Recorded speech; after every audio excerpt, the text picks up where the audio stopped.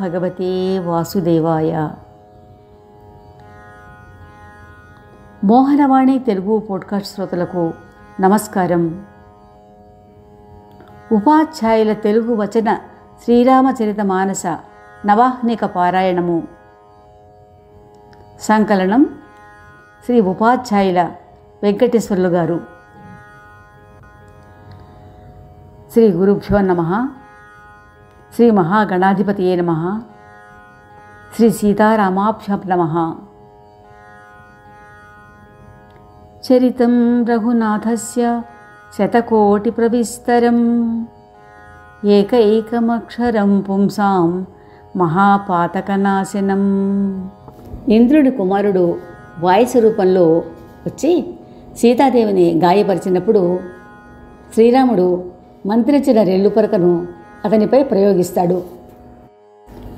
దాని బారి నుండి తప్పించుకోలేక అతడు సమస్త లోకములలోనూ తనకు రక్షణ లేదని తెలుసుకుంటాడు. చివరకు నారదుని సలహా మేరకు శ్రీరాముని శరణు వేడతాడు.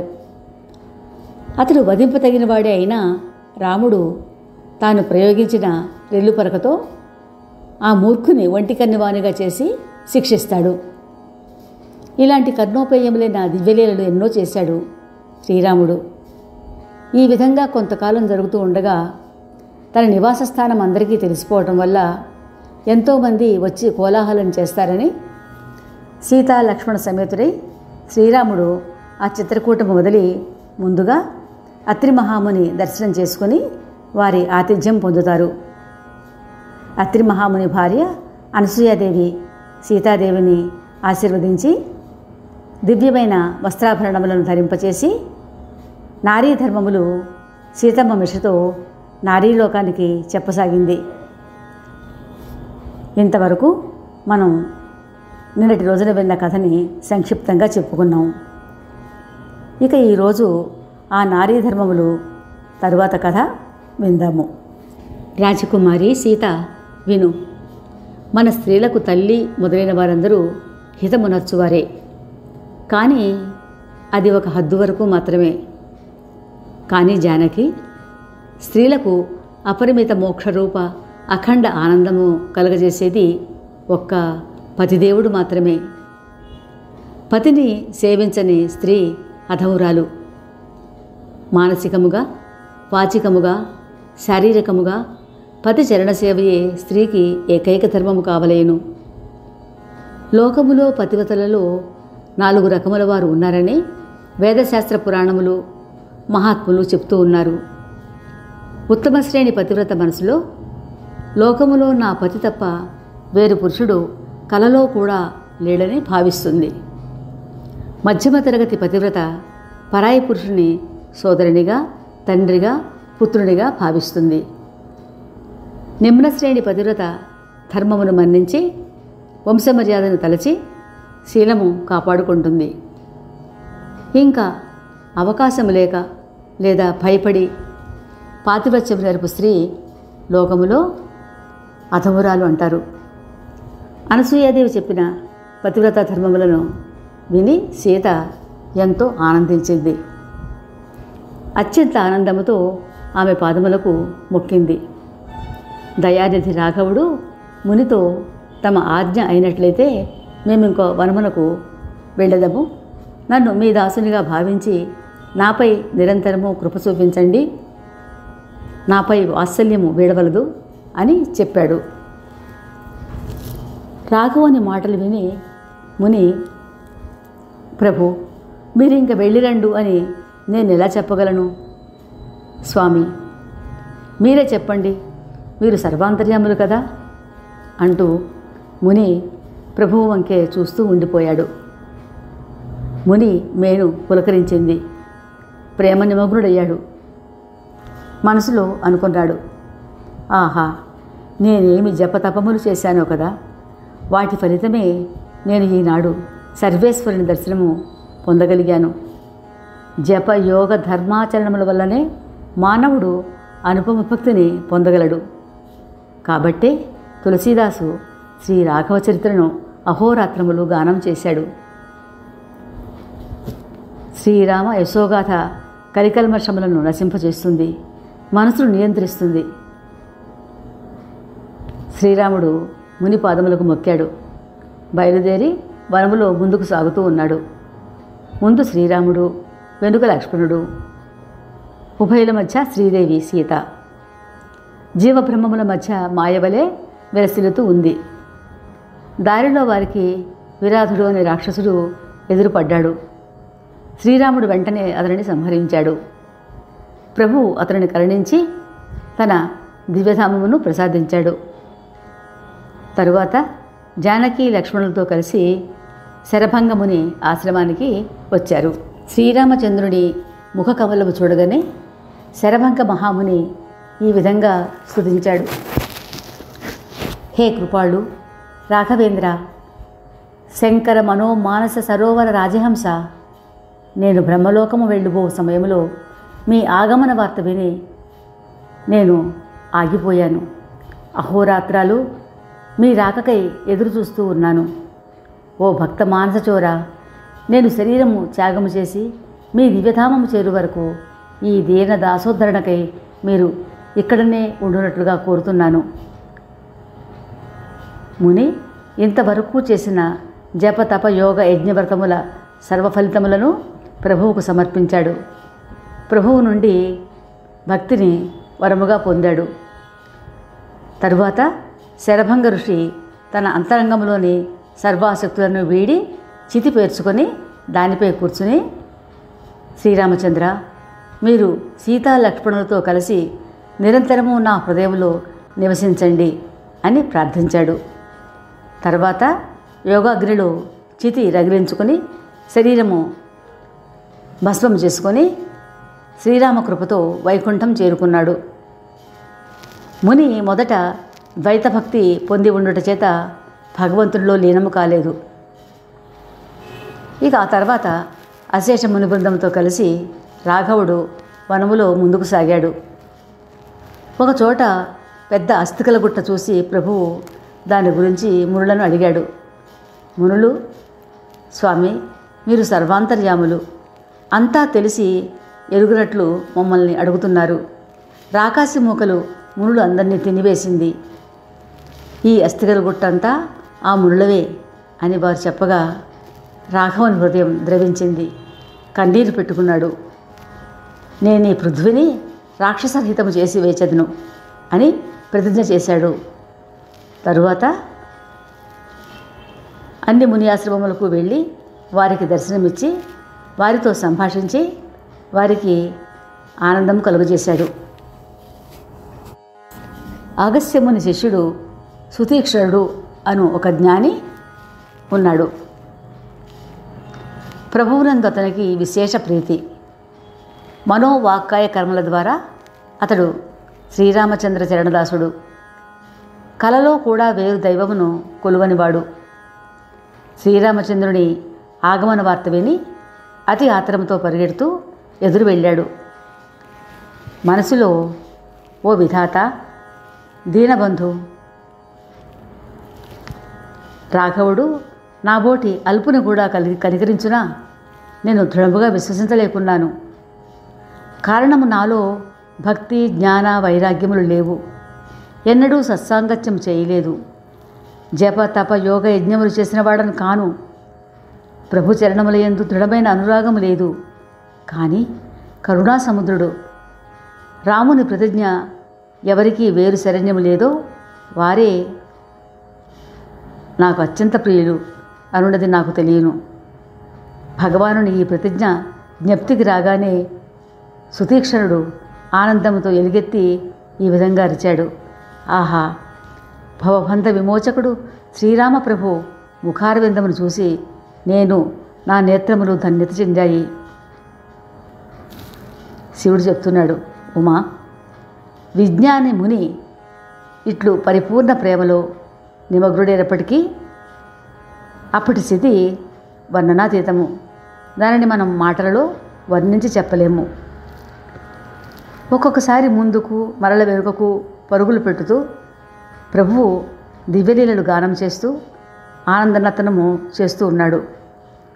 శ్రీరామచంద్ర ప్రభువు చెట్టుచాటు నుండి అతని దివ్య ప్రేమోన్మత్త దశను తిలకించి అత్యంత అనురాగమును చూసి భవభయహారి ప్రభు అతని హృదయంలో ప్రత్యక్షమయ్యాడు. హృదయంలో ప్రభువును దర్శించిన ముని అక్కడనే మార్గమధ్యంలో కూర్చుండిపోయాడు. అప్పుడు రఘువీరుడు అతనిని సమీపించి ప్రేమావేశ దశ చూసి అత్యంత ప్రసన్నుడయ్యాడు. శ్రీరామచంద్రుడు అతనిని ఎన్నో విధములుగా మేల్కొల్పడానికి ప్రయత్నించాడు. కానీ అతడు ప్రభువు శ్రీరామచంద్రుని ధ్యాన ఆనంద దశలో మునిగిపోయాడు. ఎంతటికీ బాహ్యస్పృహ పొందలేదు. అప్పుడు శ్రీరామచంద్రుడు ముని హృదయంలోని తన రాజకుమార రూపమును ఉపసంహరించుకున్నాడు. తన చతుర్భుజ రూపమును ప్రకటించాడు. తన ఇష్టస్వరూపము అంతర్ధానమైపోవడం చేత ముని మణిని కోల్పోయిన సర్పములా ఎంతో వ్యాకులతతోటి కళ్ళు తెరిచి చూడగా తన ఎదుట సీతా లక్ష్మణులు సహితుడై నిలబడి ఉన్న ఆనంద నిలయుడు శ్రీ శ్యామసుందరుడు శ్రీరాముని చూశాడు. శ్రీరామచరణముల మీద దండం వలె పడిపోయాడు. శ్రీరాముడు తన ఆజానుబాహువులతో లేవనెత్తి మహాప్రీతితో గాఢాలింగనం చేసుకున్నాడు. ముని స్తబ్దుడైపోయి నిలబడి శ్రీరామ ముఖకమల సౌందర్యం వైపే తదేక దృష్టితో చూస్తూ ఉన్నాడు.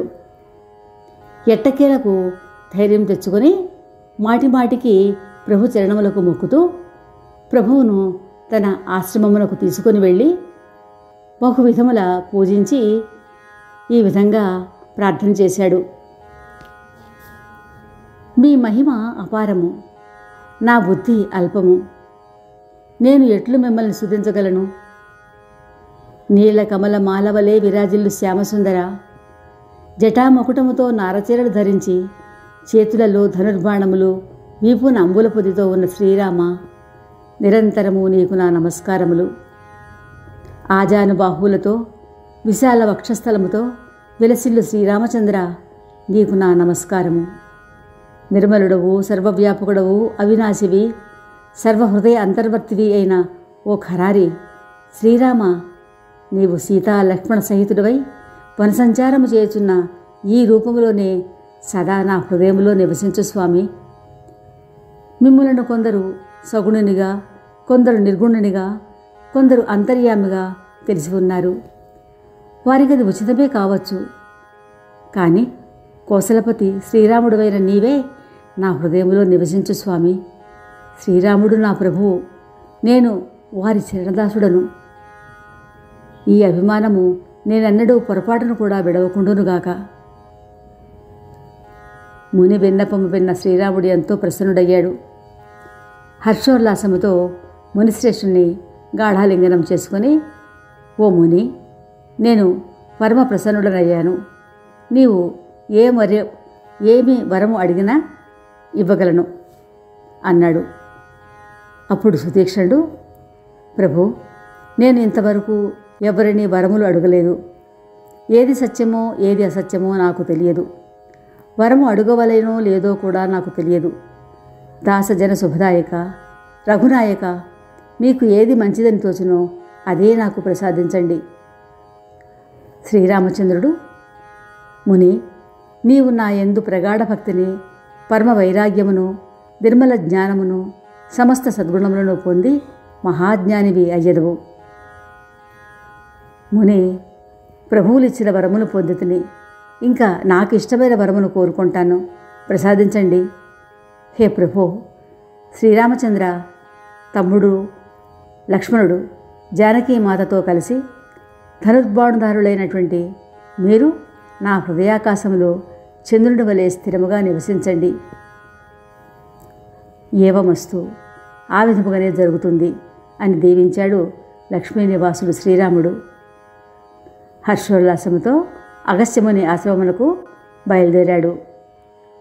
సుతీక్ష్ణుడు కూడా గురుదేవులు అగస్త్యుల వారిని చూసి చాలా రోజులైనది, ప్రభువులతో కలిసి గురుసన్నిధికి వస్తాను అంటూ వారితో బయలుదేరాడు. ముని యొక్క చాతుర్యమునకు రామలక్ష్మణులు ఇద్దరూ నవ్వుకొన్నారు. మార్గములో ఉత్తమ భక్తి వైశిష్ట్యము గురించి శ్రీరాముడు చెప్పుతూ ఉండగా వారు అగస్త్య ఆశ్రమమునకు చేరారు.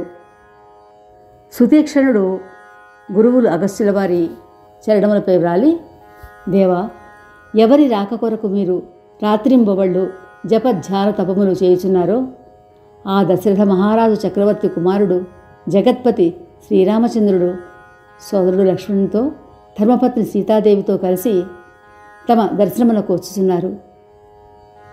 ఇది విన్న అగస్త్య మహాముని లేచి నిలబడ్డాడు. భగవానుని చూడగానే వారి నేత్రములు ఆనందాశ్రుపూర్ణములయ్యాయి. సోదరులిద్దరూ ముని చరణములకు మొక్కారు. ముని ఆప్యాయతతో వారిని లేవనెత్తి హృదయమునకు హత్తుకున్నాడు. కుశల ప్రసన్నల అనంతరము విజ్ఞానముని వారిని ఉత్తమ ఆశ్రమపై కూర్చుండబెట్టాడు. బహువిధములుగా పూజించాడు. నేడు నా అంత అదృష్టవంతులు ఎవరూ ఉండరు అని ఆనందించాడు. శ్రీరాముడు అగస్త్యమునితో, స్వామి, మీ వద్ద దాపరికమెందులకు? నేను ఏ నిమిత్తము వచ్చానో అది మీకు తెలుసు. వివరించి చెప్పవలసిన పని లేదు. మునిఘాతకులైన రాకాసి మూకలను ఏ విధంగా సంహరించగలనో ఆ ఉపాయం నాకు చెప్పండి అన్నాడు. శ్రీరాముడు చెప్పినది విని ముని నవ్వుతూ, ప్రభు, నా గురించి మీరు ఏమని అనుకున్నారో, అలా ప్రశ్నించారో, ఎందుకు ప్రశ్నించారో నాకు తెలియదు. ఓ పాపనాశక, మీ భజన ప్రభావం వల్లనే మీ మహిమ నాకు కొంత అవగతమైంది. మీరు అఖండ ఆనంద పరబ్రహ్మ స్వరూపులు. నేను ఆ స్వరూపము నెరుగుదును, వర్ణించి చెప్పగలను కూడా. కృపానిధి, నేను మిమ్మొక వరం అడుగుతున్నాను. సీతా లక్ష్మణ సహితులై మీరు సదా నా హృదయంలో నివసించండి. విషయములందు వైరాగ్యము, మీ యందు ప్రగాఢ భక్తి, మీ చరణముల యందు అచంచల ప్రేమ, సత్సాంగత్యము నాకు ప్రసాదించండి. ప్రభు, దండకారణ్యములో పరమ రమణీయ పవిత్ర స్థానం ఒకటి ఉన్నది. దాని పేరు పంచవటి. ప్రభు, మీరా పంచవటికి వెళ్ళి గౌతమమునికి కలిగిన కఠోర శాపము నుండి విముక్తి కలిగించండి. రాఘవేంద్ర, సకల ముని బృందముపై కనికరముంచుచూ మీరచట నివసించండి.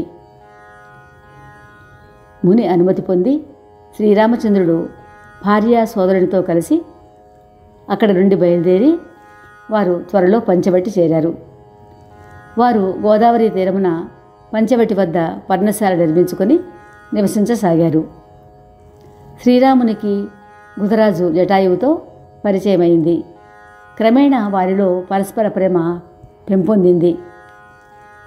శ్రీరామచంద్రుడు ప్రత్యక్షముగా అక్కడే నివసించుట చేత అక్కడ ఉన్నటువంటి మునులు మొదలైన వారికి ఆనందము కలిగి జీవనములు సాగిస్తూ ఉన్న ఆ వనశోభను వర్ణించుట ఎవరి తరము? రేపు ఇదే సమయానికి మన మోహనవాణి ద్వారా లక్ష్మణునికి ప్రబోధము విందాం. శ్రీరామరక్ష సర్వజగద్రక్ష. శ్రోతలకు ధన్యవాదములు. మోహనవాణి తెలుగు పోడ్కాస్ట్ వింటున్న శ్రోతలందరికీ హృదయపూర్వక ధన్యవాదాలు. వినండి, వినిపించండి, వింటూనే ఉండండి. మోహనవాణి తెలుగు పోడ్కాస్ట్ మీరు వింటున్నారు. మోహనవాణి. మా కార్యక్రమాలు మీకు నచ్చితే ఇప్పటివరకు మా ఛానల్కి సబ్స్క్రైబ్ చేసుకోకపోతే వెంటనే ఈ క్షణమే సబ్స్క్రైబ్ చేసుకుని ఆ పక్కనుండే బెల్ బటన్ని మ్రోగించి అందరికీ షేర్ చేసి మీ విలువైన కామెంట్ను కూడా చేసి మమ్మల్ని ప్రోత్సహిస్తారని కోరుతున్నాను.